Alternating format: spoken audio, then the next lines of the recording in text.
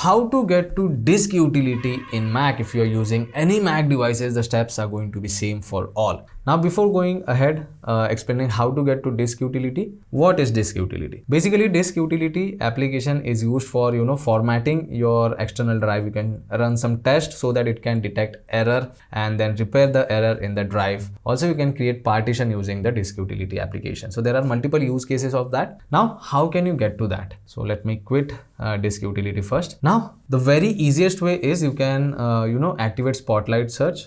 You can simply select search icon over here in the menu bar, or else you can press command plus space bar on your Mac.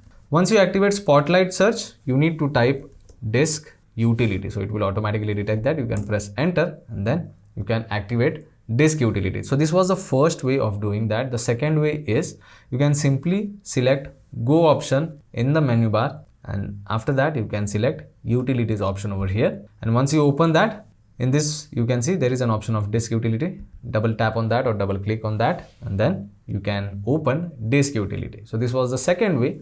And the last option or the last way is you can simply select the launchpad option over here in dock, and then once you open launchpad, this is how it will look like. And after that you need to go in other option, and once you open other, in this you can see there is an option of disk utility. Select that and disk utility will appear on the screen. Later on you can do whatever you want to. You can check out the basic details of your drive. If you want to run the test, if you want to do the partition, or if you want to format it, you can do that. So yeah, that's pretty much it for today's video, guys. If you find this video informative, don't forget to subscribe to my channel. I will see you all in the next one. Thank you.